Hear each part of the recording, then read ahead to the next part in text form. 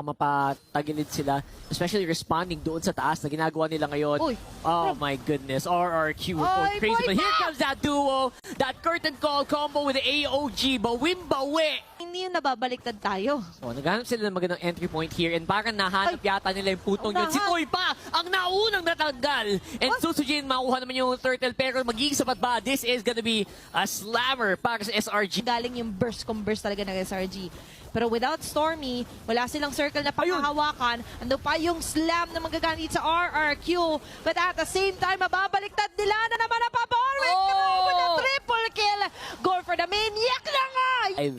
Pwede makipag-clear lang itong Lance to. Like, ginagawa naman ng most Lance players right now. Tsunami Slam already used up. Pinomo ba ng Final Slash? Gamit na gamit lahat ng ultimasi dito. Pero looks like si guys hindi na rin makabante. Right now, there's the combo. There's the power coming in for RRQ right now. Eh, kaso, anong gagawin mo? Si Innocent nasa likod. Hindi mo na mahawakan. Eh, eto na sila. Siya yung mas, kumbaga, in common terms, sila talaga yung nakikita natin core damage dealers, pero hindi na nakikita yung unsung hero na humaharap na naman. It's going to be a killing spree here. Stormy taking down Toy.